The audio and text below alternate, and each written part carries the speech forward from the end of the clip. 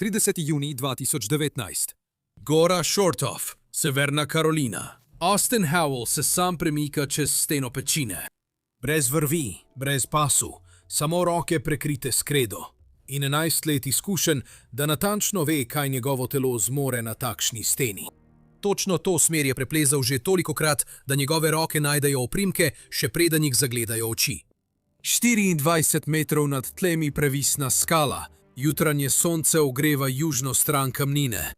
Naredi še en gib in zakriči: ne!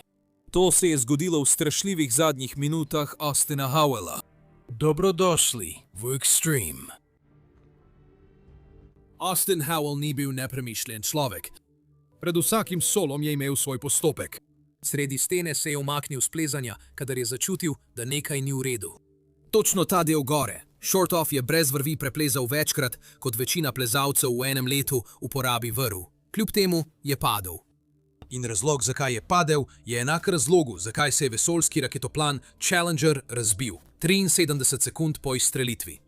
Enaka psihologija, drugačni vloski. Ali vsaj tako se je zdelo.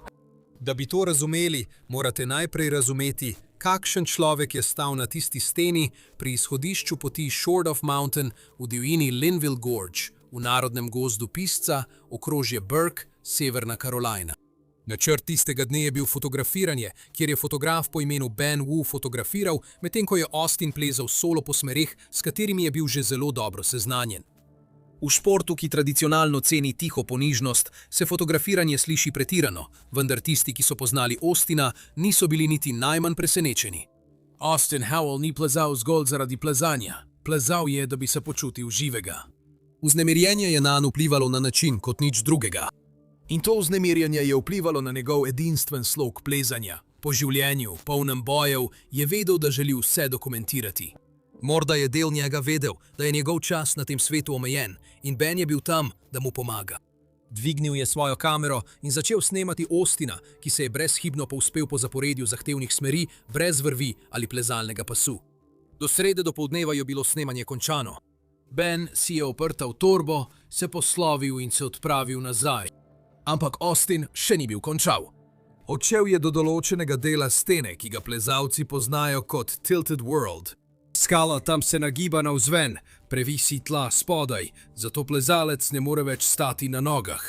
Ostati na tej steni je izčrpavajoča fizična uganka, ki zahteva izjemno napetost trupa in popolno zanašanje na kite v prstih, da zadržijo celotno telesno težo. Možnost za napako je nič. Toda ko je jutro napredovalo, je Austin stopil s tal brez vrvi in začel plezati po tej smeri. Za naključnega opazovalca se zdi, da se s tem, ko se po celem jutru plezanja podaja na tako zahtevno smer, vede arogantno, kot kaskader, ki išče nepotrebno vznemirjenje. Toda Austin ni iskal adrenalinskega navala. Vse je bilo povezano s tem, pred čim je bežal. Veste, Austina je nestabilnost zaznamovala že dolgo, preden se je sploh dotaknil skale. Rođen v Friendswoodu, v Teksasu leta 1987, so se njegovi starši ločili, ko je imel komaj 4 leta. Odraščal je tako, da je že zelo zgodaj v življenju preskakoval med dvema domovoma. Leta 2006 je kot 19-letni bruc elektrotehnike na univerzi v Houstonu vstopil v plezalno dvorano in nekaj na plezalni steni ga je pritegnilo na način, kot le redke stvari pritegnejo mladega moškega in ga ne izpustijo. A že 2 leti kasneje, leta 2008, se je skoraj vse skupaj končalo. Med vadbenim plezanjem v isti plezalni dvorani je padel 10 metrov naravnostno betonsko tla zaradi napake osebe, ki je držala njegovo varovalno vrv. Pri padcu si je zlomil hrbet in zdrobil stopala, a najhujša poškodba je bila nevidna. Padek je povzročil krvavitev v možganih. In ko možgani doživijo takšno fizično travmo, se ne zacelijo vedno pravilno. Austin se je že od najstniških let tiho boril z depresijo. Ko so se njegove zdrobljene kosti počasi celile, je poškodba glave njegove notranje boje še ukrepila in jih spremenila v hudo, dušeče stanje, ki se ga ni mogel znebiti. Njegov lastni je postal sovražen kraj. Začel je doživljati panične napade in nočne more že samo, ko je mirno sedel.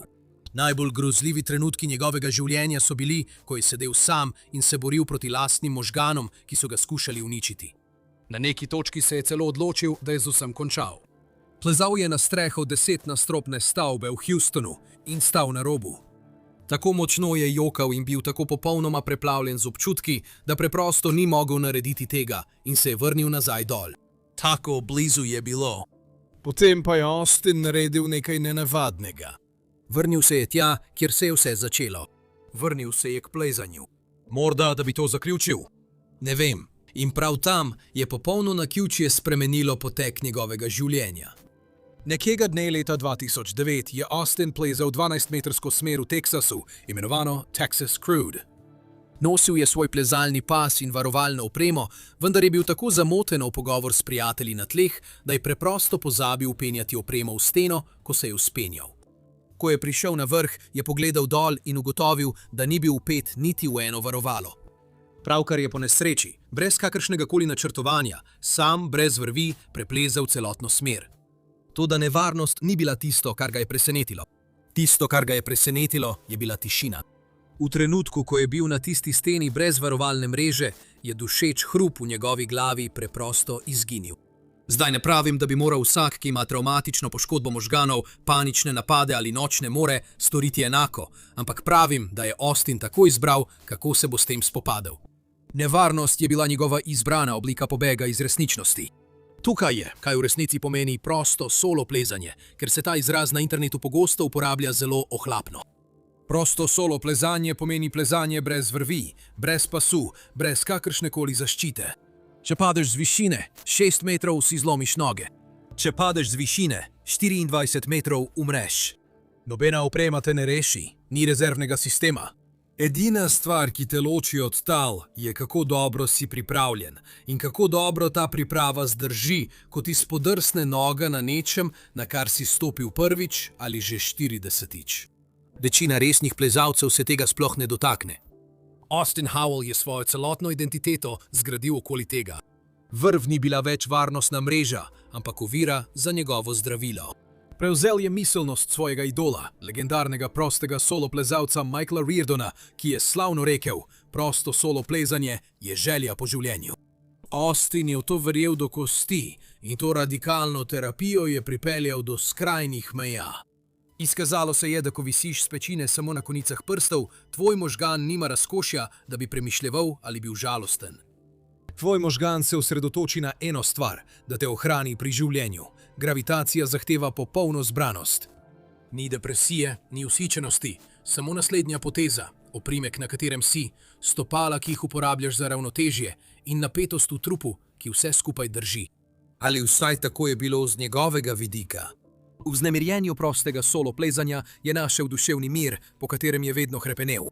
Tudi ti si to občutil, morda ne na pečini. Morda je bilo to, ko si se pri težkem dvigu prignal do popolne odpovedi ali pa ura pod pokrovom motorja, ko se je vse drugo preprosto ustavilo. Tisto stanje, ko hrup popolnoma izgine. V naslednjem desetletju je Austin ustvaril enega najbolj nenavadnih in najobsežnejših dosežkov v ameriškem prostem solo plezanju, saj je plezal v skoraj neverjetnem obsegu. Več let je bil njegov dom Nissanov potovornjak Frontier, ki ga je imenoval svoj korporativni, plezalski, nomadski tovornjak. Vse, kar je potreboval, je spravil v zadnji del svojega tovornjaka. Imel je spalno vrečo, opremo za vrvni dostop, vrečko za magnezij, plezalne čevlje in steklenico dragega viskija, ki si jo je dovolil odpreti le, ko je naredil nekaj, česar še nikoli ni naredil. Ker je vsak nov izziv, vsaka bolj vznemirljiva, bolj nevarna poskus, pomenil zanj bolj umirjen manj hrupa v njegovi glavi. S tistim tovornjakom je prevozil jugovzhod, ves teden delal kot vrvni tehnik in plezal vsak konec tedna. Ampak Austin je bil hodajoče protislovje. Po eni strani se prostemu solo plezanju ni približeval lahkomiselno. Pred vsakim težkim solom je ure in ure posvetil pripravam na vse. Obliko skale, svoje fizično stanje, vreme. Plezalne smeri je temeljito vadil na vrvi in celo sredi vzpona odnehal, če se mu je kaj zdelo narobe. Ko pa je začutil popolno gotovost v smeri, je tisti previdni načrtovalec izginil in prevzel ga je nepredvidljiv showman. Tiste dni je plezal s popolnoma razvezanimi čevlji. Včasih je visel s stene z eno roko, medtem ko je z drugo sproščeno držal mobilni telefon in snemal prepad pod sabo. Drugič je visel z glavo navzdol, z nogami in meči zataknjenimi med dvema velikima skalama na gori. Eden njegovih najbolj opevanih podvigov pa je bil, ko je plezal popolnoma gol in mislim, res, popolnoma nič oblečen. Aprila 2015 se je na internetu pojavil video. Zdi se, da je naključni pohodnik naletel na nagega moškega na steni pečine. Pohodnik hitro vzame telefon in začne snemati. Glas iza kamere reče: "Kaj za vraga? Ta tip je nor, sam pleza to smer, gol in brez vrvi. Ni pri zdravi pameti." To je bil Austin Howell. Plezal je solo, brez vrvi, trodelno smer na gori Shortoff, oblečen popolnoma v nič drugega kot v sivo časnikarsko kapo. To je imenoval zares naravni prvi vzpon, v dobesednem pomenu besede. Epic TV je to objavil. MTV-jeva oddaja Ridiculousness je to predvajala. Austin Howell je postal znan povsod v plezalnem svetu kot goli solo plezalec. Čeprav je moški v videu zvenel zelo presenečeno, je novinar Matt Samet iz revije Outside povedal nekaj drugega. Ko je Austin v odjavni špici kot snemalca navedel Lohana Leesona, je Mattu olajšal, da ga je izsledil in ga o tem povprašal. In to je tisto, kar je Austin rekel, da mu je povedal. Rekel je, da bi bilo cool, če bi se pretvarjal, da sem nek turist, je povedal Austin. Samo reci kaj smešnega, pretvarjaj se, kot da si slučajno naletel na to, potegnil ven svoj telefon in začel snemati. Ko so posnetki njegovega golega plezanja postali viralni, so bili ljudje besni. Za večino ljudi je bilo plezanje resen šport, ki je zahteval spoštovanje in varnostno opremo. Zanje je bil Austin le še en aroganten narcist, ki je nevarno okolje obravnaval kot šalo za spletno pozornost. Niso imeli pojma, da je ta moški uporabljal ekstremno izpostavljenost za boj s travmatično poškodbo možganov. Austin se po svoje ni zmenil za njihova mnenja. Javno ogorčenje je celo izkoristil za oglaševanje svojega podcasta, saj kot ti tvoj lastni aktivno poskuša vzeti življenje, so mnenja neznancev na internetu nekje globoko pod ničlo. Delal je podcaste in objave na družbenih omrežjih, s katerimi je promoviral svoje vzpone. Njegov imidž je bil drzen, pogumen in se zaradi samopromocije svojih vzponov sploh ni opravičeval. Nekdanja punca je novinarju Mattu Sametu povedala: "Bil je tako skromen, a hkrati se je ves čas samo promoviral. Rekel sem mu: daj, malo se umiri, sprosti se, vsi poznamo zgodbo, ampak on je bil ves čas tako navdušen nad vsem tem. Mislim, da tega preprosto ni mogel zadržati v sebi." Plezalska skupnost ni vedela, kaj naj si misli o njem. Mislim, kaj si misliš o človeku, ki se sredi stene odpove solo vzponu, ker se mu en gib zdi malce napačen, potem pa spleza na nevarno steno popolnoma gol, samo zato, da to vidi internet. Toda bezglavo podajanje v nevarnost ima skrito strašno ceno. 10. maja 2015 je Austin bil na El Capitanu v Yosemitih v Kaliforniji s skupino prijateljev. Bili so na smeri imenovani The Nose, ko se je to zgodilo ponovno. Načrtoval je, da bo plezal brez varovanja, vendar je bila stena mokra, zato je moral uporabiti opremo in vrvi. Opremo za tehnično plezanje vstavil v skalo in jo obremenil s svojim telesom, da se je premikal navzgor, namesto da bi uporabljal roke in noge na oprimkih. Bil je dobro zavarovan.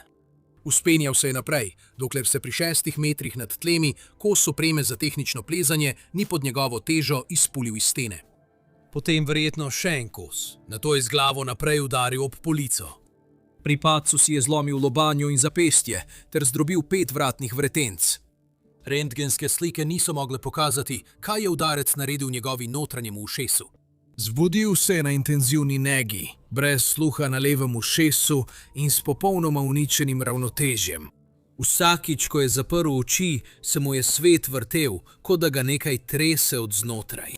2 dni je preživel na intenzivni negi in skoraj teden dni potem ležal v bolniški postelji. Rekel je: "Vsakič, ko sem zaprl oči, je bilo, kot da bi me vrgli v enega tistih stresalnikov za barvo v Home Depotu." Toda, kot Steve McQueen, ki načrtuje pobeg iz taborišča za vojne ujetnike, lahko verjetno uganete, kaj je Austin naredil naslednje. Približno 10 ali 12 tednov po začetku okrevanja se je odločil, da je dovolj čakanja. Dobesedno si je sam odrezal mavec, snel vratno opornico in se preselil v kočetu v Mississippi. Tam je vsak dan treniral kot zmešanec, se znova sestavljal kost po kost, tetivo po tetivo, z osredotočeno agresijo nekoga, ki mu je nekaj postalo življenjska obsesija. In Austinova obsesija je bilo plezanje. Tam je bila njegova rešilna vrv. Do aprila 2016 se je Austin ne le vrnil na skalo, ampak je tudi plezal z večjo izpostavljenostjo kot predtem, ko mu je bila lobanja zdrobljena. Nekaj se je spremenilo. Prijatelji so to opazili, trening je imel drugačno kakovost. Začel je solo plezati brez vrvi na težavnostih, ob katerih je bilo izkušenim plezalcem z vrvjo neprijetno že samo gledati. Začel je dokumentirati vse, solo vzpone, proces, filozofijo na Instagramu, na svojem blogu, v podcastu, ki ga je poimenoval The Process, z geslom Življenje je po naravi nevaren šport. Kasneje istega leta je izvedel fizični podvig, ki je popolnoma kljuboval logiki. V enem samem dnevu novembra 2016 je sam brez vrvi preplezal 15 različnih smeri. To je več kot 1,6 km tehnično zahtevne navpične skale, preplezane brez vrvi. Vzdrževati tako raven izjemne osredotočenosti, se cel dan držati stene samo s konicami prstov in ob tem premagovati izjemno mišično utrujenost je skoraj nadčloveško. Uradno je dokazal, da so se zdravniki motili, bil je nazaj na samem vrhu športa. Popolnoma je imel vse pod nadzorom. Ali pa je vsaj tako mislil. Zdaj pa poslušajte tole. Vsak mesec naredim en video samo za Patreon. Opozorila so bila prisotna. Nikjer drugje tega ne boste videli. Če vas to zanima, so povezave v opisu. Do leta 2019 je prosto solo preplezal več kot 19 različnih smeri, težavnosti 5-12, skupaj 37krat. Za boljšo predstavo, smer težavnosti 5-12 je takšna, kjer so oprimki lahko veliki kot kovanec za 10 centov. Položaji lahko telo nagnejo nazaj stran od stene in tudi plezalec z vrvjo, partnerjem spodaj in leti resnega treninga bo imel ob prvem poskusu še vedno velike težave. Austin je plezal takšne smeri brez kakršnekoli zaščite med njim in tlemi. Število ljudi na svetu, ki so solo plezali v takšnem obsegu in težavnosti, kot jih je obvladoval on, bi verjetno lahko prešteli na prste ene roke. Ko so ga ljudje imenovali za norega, ker je plezal brez vrvi, je imel neposreden odgovor. Oprostite, ampak naj me koklja brcne, če bom dovolil, da mi to vzame stvari v življenju, ki mi prinašajo veselje. Kar nas pripelje nazaj na nedeljo, 30. junija 2019 ob 11:30 dopoldne. Po tej logiki je smiselno, da je Austin, potem ko je poziral za Benovo kamero in ko je Ben odšel, želel le hitro dozo veselja, čisto sam. Bil je 24 metrov nad tlemi brez vrvi. To je približno kot 3-nadstropna stavba na poti, ki jo je poznal kot lasten žep. Točno ta del gore Short-Off je preplezal že tolikokrat, da so njegove roke verjetno našle oprimke, še preden so jih oči. Bil je blizu vrha, vendar ta specifična stena ne gre samo navzgor. Nagiba se na tla, zaradi česar se mora plezalec vsako sekundo boriti z lastno telesno težo. Bilo je 11:30 dopoldne in pozno junijsko sonce je neposredno sijalo na južno obrnjeno skalo. Skala se je segrevala, zaradi česar so bili oprimki spolzki, guma na njegovih čevljih pa je bila na svoji fizični meji. Toda prav takšne podrobnosti so Austina navduševale. To so bile spremenljivke, ki jih je njegov predpoletni postopek spremljal. V tistem trenutku je bil Austin na najbolj strmem delu previsa, z obema rokama na skali in telesom tesno ob steni. Se je pomikal proti vrhu. Z izurjeno učinkovitostjo človeka, ki je tovrstno plezanje izvajal že več kot desetletje. Austin je naredil velik gib v levo, segel čez steno proti oprimku. Njegove roke so se dotaknile oprimka, obe sta bili trdno na skali in potem mu je noga zdrsnila s stene. Na navpični steni bi te to lahko stalo od drgnine in trenutka lovljenja opore. Na previsu tvojo telesno težo že vleče stran od skale. V trenutku, ko tvoja noga izgubi oprijem, ta vlečna sila postane vse. Gravitacija ti ne da nobene možnosti, preprosto zmaga. V trenutku, ko se je to zgodilo, je zakričal ne. Potem je v popolni tišini padel 24 metrov globoko. Kot da se je končno prepustil tišini, ki jo je iskal. Pa dalje tretjič in zadnjič. Ob istem času sta bila v bližini tudi dva plezalca po imenu Riley Collins in Jay Massey. Tistega jutra sta prišla, da bi preplezala smer z imenom Dopey Duck Isto smer, ki jo je, kot se je zgodilo, Austin proslavil pred 4 leti v tistem videu iz leta 2015, ki ga nihče ni nikoli povsem pozabil. Spuščala sta se po grapi na drugi strani stene in se pripravljala na svoj vzpon, ko je Collins pogledal navzgor in videl, kako je Austin padel. Riley je obstal kot okamenel, predeloval je to, kar je pravkar videl. Njegov partner, Jay, je hitro pripravil spust po vrvi na mestu in se čim hitreje spustil po steni do mesta, kjer je Austin ležal na pobočju pod previsom. Prva stvar, ki jo je naredil, je bila stabilizacija telesa. Nato sta preverila utrip in začela s oživljanjem. Nadaljeval je z oživljanjem, dokler na kraj ni prispela dispečerska služba nujne pomoči okrožja Burke. Prišli so ob 13:18, vendar je bilo takrat že prepozno. Austina Andrewa Howella so razglasili za mrtvega približno ob 13:30 popoldne. Star je bil komaj 31 let mlad moški, ki se je soočal z neizogibnim. Torej, kako lahko tako izkušen moški umre v tako dobro poznani smeri? Enostaven odgovor je smola. En spodrsljaj in en trenutek nepopolnega oprijema na oprimku, ki ga je uporabil že več 10-krat. Tu se lahko zgodi vsakomur, a globlji odgovor zahteva, da pogledate, kako je Austin presojal vrednost svojega življenja.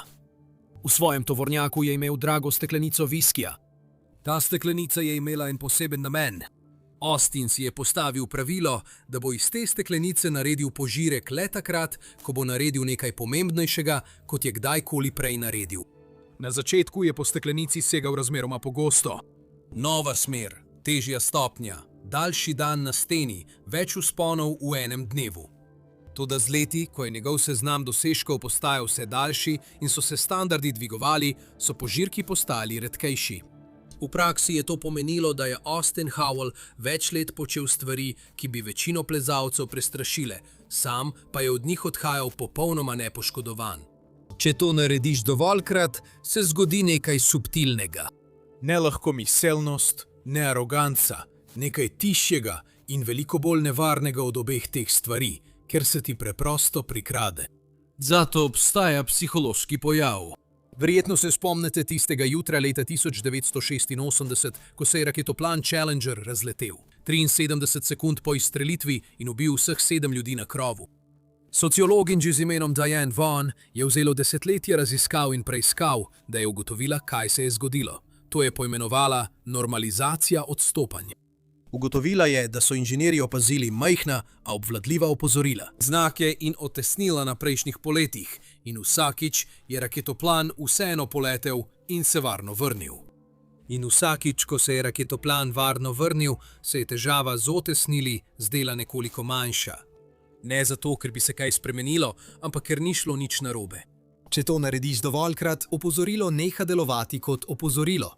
V svojih glavah so to opozorilo preklasificirali kot običajen šum v ozadju. Austin je imel 11 let tega šuma v ozadju. 11 let, ko je od sten odhajal nepoškodovan, ki bi morale ubiti manj izkušene plezalce. Stena ni postajala nič varnejša. Samo navadil se je na njo. Na enak način tudi plezanje po tisti steni v Severni Karolini ni bilo nič manj nevarno. Austinu se preprosto ni več zdelo tako. Pred meseci je imel njegov oče pogovor z njim. Rekel je: sin, veš, kaj se bo zgodilo, če boš s tem nadaljeval, kaj ne?